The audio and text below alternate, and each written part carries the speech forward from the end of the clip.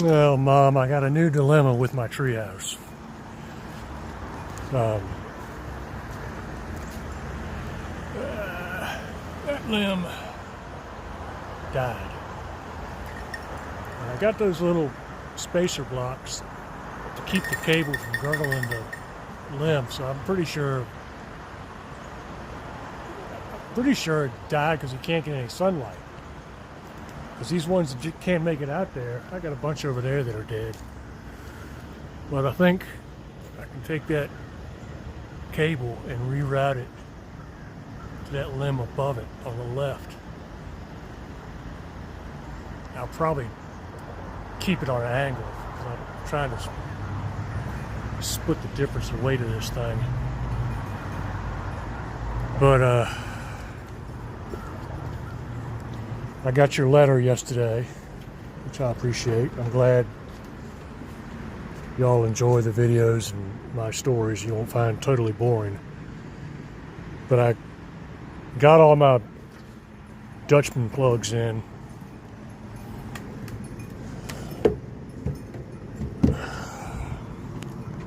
I've discovered another problem, that a mistake I made when I originally designed these stairs and built them. I found out from past experience, I don't like to penetrate the top surface. So, like I said, I did pocket screws in the risers to the treads, but I couldn't do it in these tight angles. I couldn't get the jig in there. So I decided I would rely on a heavy bead of construction glue, which I did, and that failed. So that was part of the reason that caulk bond broke, and this started happening.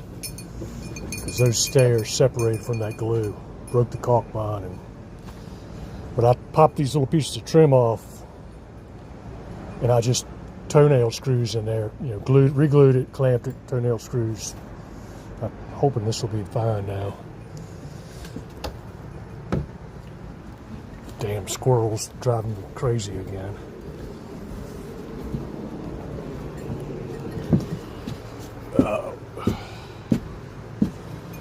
They didn't come out too bad.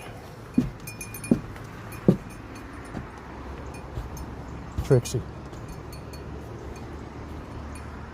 And also,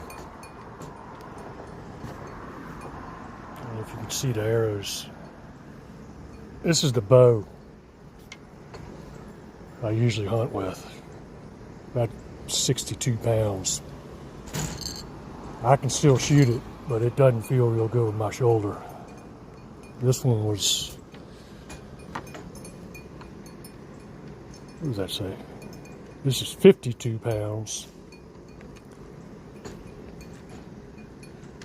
And then you remember this one because I gave it to y'all and you gave it back. I like this little bow. This one's 45, and 45 will do it. You just got to put it. You got to put it in the bread basket. It's not going to punch that shoulder bone, so you got to stay away from that.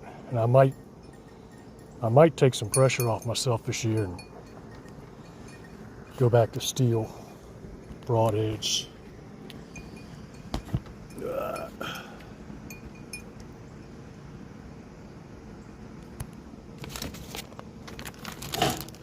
Oh man, let's not point that at myself.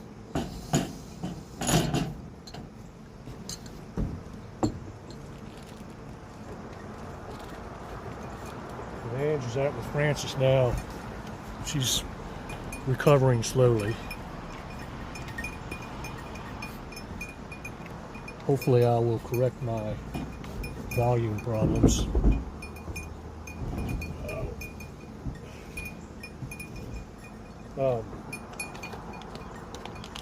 So since you like the stories, I've got another hunting story for you.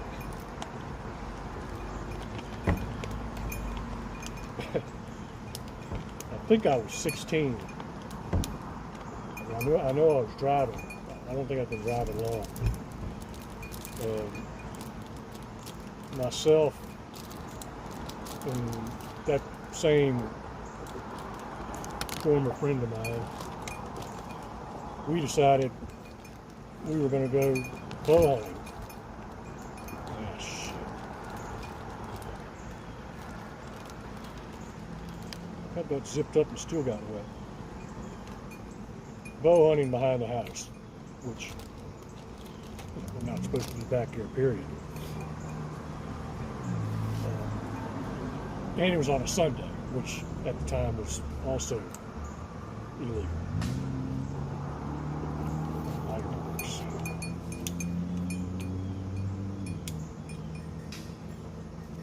Got it wet, and now it's not going to work.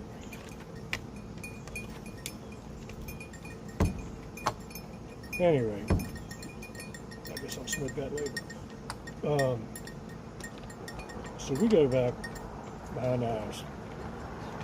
And I take, and you may remember, I took you and Dad back there one day during a snowstorm.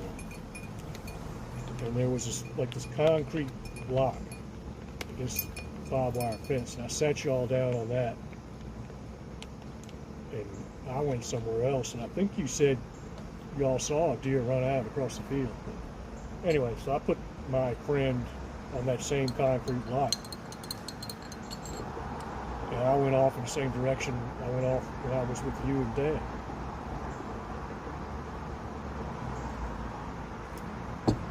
I told him, I said, don't let this spot fool you. I said, this is a damn good spot. Like, all right. So I had like this little makeshift platform in a maple tree. It wasn't 5 foot off the ground. I went over there and climbed up in my little stand I made out of cedar limbs. And as soon as I got up there, I started to whack. What the hell is that? A couple seconds go by and whack. It's coming from where I left my buddy. Whack. I mean, probably 4 times, maybe 5, that happened. And I was like, what in the hell is he doing? Does he want to see anything? Or whether they're beating a tree with a stick or something? And then I had a little window out to that field. And this little 4-point buck comes, hobbling, kind of in a trot, but you can tell it's messed up. And it goes through my little window. And I said, well, maybe he shot that little buck, or maybe he just scared the hell out of it. And it wasn't 10 seconds after I lost sight of the buck, I saw 2 black streaks run through there. What? And it was Buzzard and Dylan. Holy shit, what have they done? Because I had them in the house. They would get mad when they see me go in the woods. I'm sure you remember the time they chewed up your entire bedroom. But yeah, they got out. I think they busted the window screen out. They followed our scent, and my buddy had shot his quiver full of arrows at this buck. I don't know what it was making the noise, but the last arrow that he shot hit the deer in the back left hoof. severed its ankle right at the hoof. And Buzzard and Dilly got on the scent of that deer, and they were out in the middle of that field fighting that damn buck. And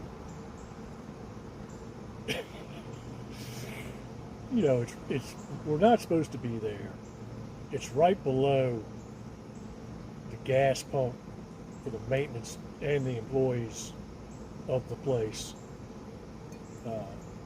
I'm out in the wide ass open. 2 dogs, a deer, and myself. Trying to finish this deer off. Dogs are raising holy hell. And I can't get a shot again because dogs are all over the deer. So the deer was holding its own with the dogs. But when he finally got focused on me, what the hell with this? So he started hauling ass across the field again. Dogs catch up with him, block him. Maybe went 30 yards, 40 yards. I try and close the distance again. Deer didn't want any parts of me. This happens, I don't know, 4 or 5 times. You probably remember back then, they still had that great big 3-story dairy barn. Deer ran in front of the dairy barn between that and the gas tanks. Stopped them again. I mean, I'm getting nervous big time.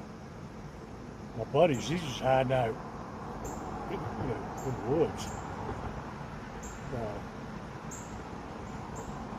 Anyway, across that little field behind the barn, there's a little finger of woods, and then there's this great, big, deep, just a gut, a ravine, where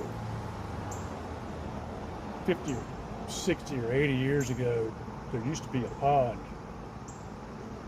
up in the parking lot of the facility, and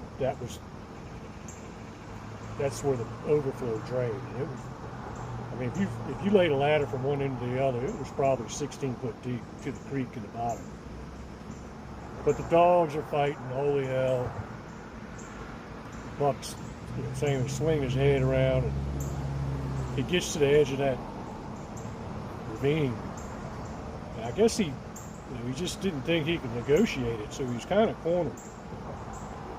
And I finally, another one of those split-second deals, I got the dogs off of the deer just for a minute, and I drew back and lit one fly. Popped him right in the lungs. Of course, the first thing he did was jump straight off the edge of that ravine, all the way in the bottom. Dogs going after it. I'm worried because I can see the fletchings hanging out one side, so I know the broadhead's hanging out the other. And they're down there fighting the deer. Little cluster. But, so I finished the deer off. Didn't have any help.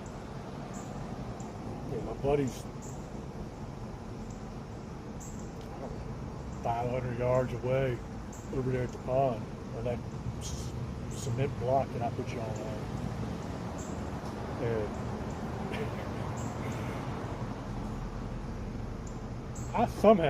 I managed, I mean, I was young then, so I guess I could do it. I managed to drag that damn deer up that bank and get him to the edge of the field. I didn't want to go across the front of that barn again because by that time the automatic lights were coming on.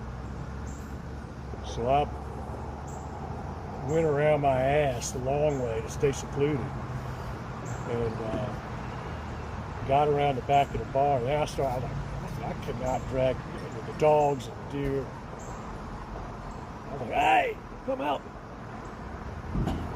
No answer. Went another 50 yards. Hey, come help me. Finally, he pops up, comes out there, and we grab that thing. We just, both of us, hauling ass across that field back to Pine Forest.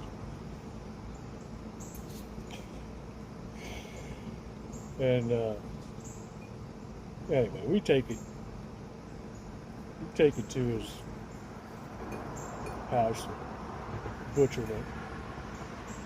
He was proud of shit. I mean, I guess that was his first bow kill, even though I killed him. Shot it in the foot.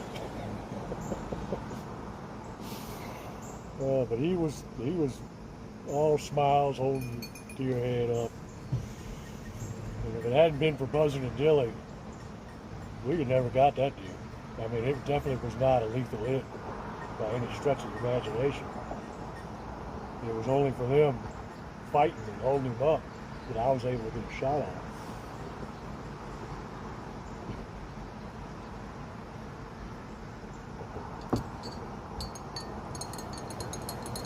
We went same buddy, former buddy, and Ray Anderson. Ray was a couple years younger than us, and we were going on a rifle, shotgun rifle hunt out in, I think it was Amelia. Might have been a little further now I think.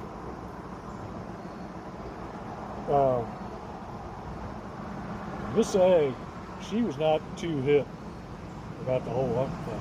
I think she had been exposed to it, but wasn't real keen on Ray going. But somehow we convinced her it would be okay.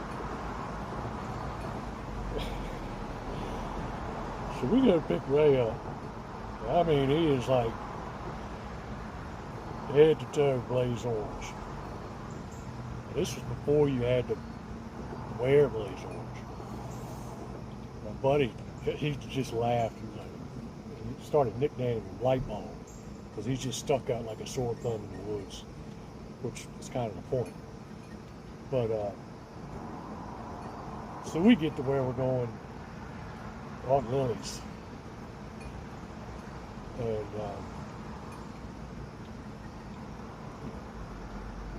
my buddy takes the first stand, I take the second. I mean, it's just standing around, stand, and I send Ray down the road about another 100 yards to the creek where I knew a bunch of deer had been crossing. We hadn't been there 5 minutes. Boom! Holy hell.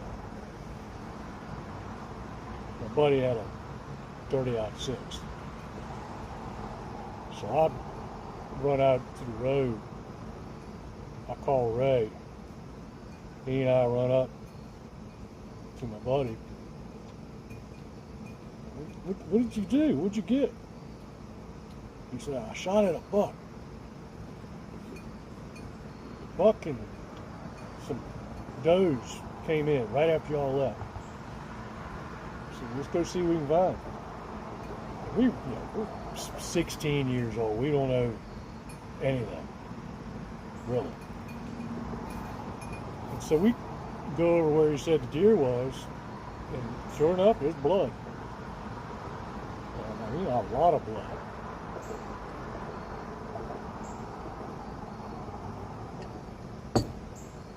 So we start following the blood trail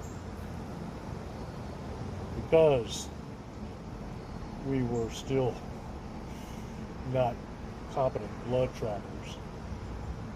We go a little ways, and this deer jumps up in front of us. All three of us. Boom, boom, boom, boom, boom, boom.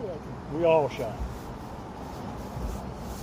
Ray had a double barrel shotgun, I think. I think I had a double barrel. I had Dad's double barrel.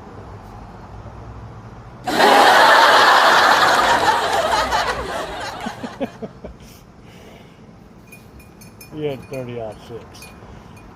And deer goes down through the woods some more. Instead of just stopping like you're supposed to, we got lots of blood. We know that thing will bleed out. Just stop and let the thing lay down and die, which is what it was doing until we jumped it up again.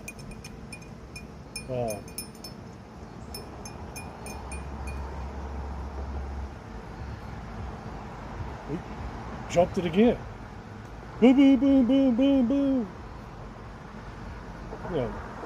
I think we did that 3 times. And we finally got, I'm right up on top of this deer, and it was a doe. What's up, buddy? Say hi to Granny.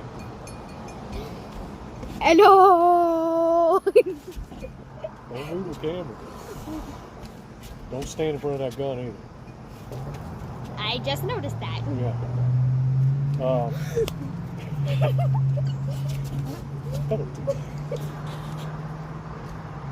Anyway, it's a doe. It's not doe season, and we had shot all our shells. Either I had or Ray had. I can't remember who.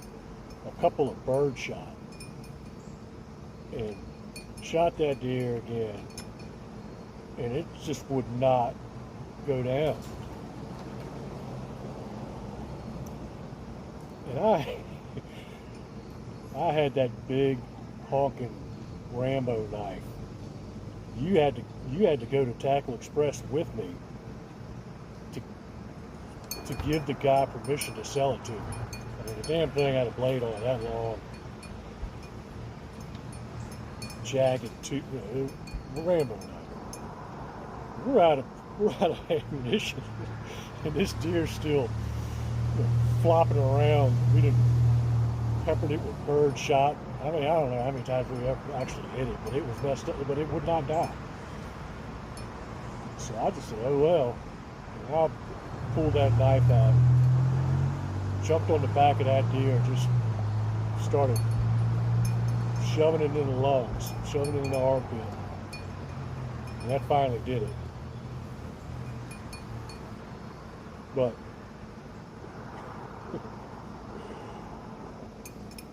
that gave me a little bit of a reputation. I did it again on another deer. Did it several times, actually. Sometimes you got to. I'm pretty sure felt like we scarred Ray for life. Blood, guts, me stabbing deer like a psycho. We got the deer.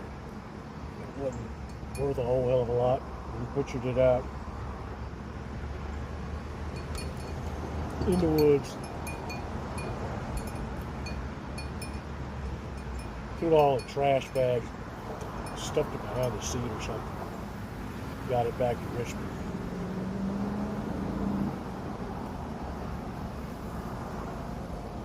We did a lot of silly shit. Light bulb.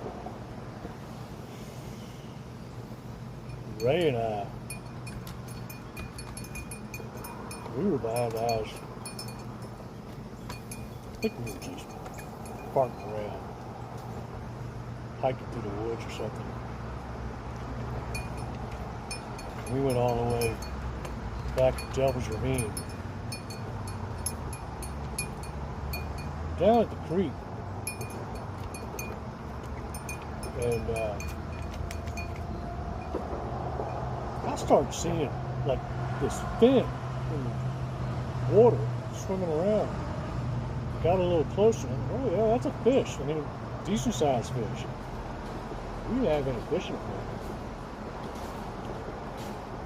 So, being Rambo, he and I, we cut down some saplings and made some spears. Prongs, and I guess I always had little like survival kit or something. Lashed on all these prongs and jagged edges. The fish was kind of, it was between like, I don't want to say sandbars, but fords or low areas. And it was about 30 yards between the two. So we kind of knew he was in there. He wasn't going over sandbar or ford downstream. I think he had an opportunity upstream. But anyways, we make these spears.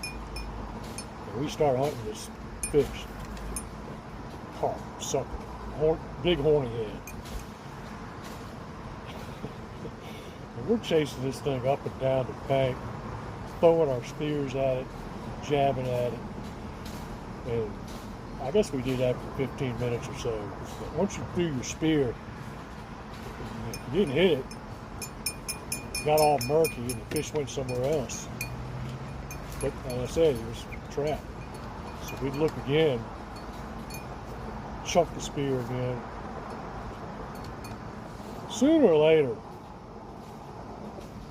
I hit that fish. I knew I hit it because spear went into where I saw the fish. And unlike other times where the spear just kind of misses, it just sticks there, the spear started bobbling. Well, it was all murky and muddy, whatever. Ray, I hit that fish right here somewhere. Looked and looked. We can't find the fish. Like a lot of my deer hunts, all of a sudden out of the blue, I just happened to look downstream and I'd hit it. It wasn't dead, but it was trying to get the hell out of there and go over that low spot in the creek. And I could see it. He was pretty much out of the water. He was flopping, trying to get downstream. And I said, the hell with spearing. I took that thing and I clubbed it over the head. But we went back to the house and we thought we were some shit. We thought, yeah, we're young Rambos. What? But I was taking photography. I got Ray out there in the camouflage, spear, fish hanging on it, shotgun, BB gun, well, like everything my entire arsenal had in the backyard. I was taking black and white. I got him in the house. I should have brought him out here. But he and I speared that. Well, we caught the fish, speared it, clubbed it, we got it on. But anyway, I'm rambling again. I gotta get another lighter. So I got this one soaking wet.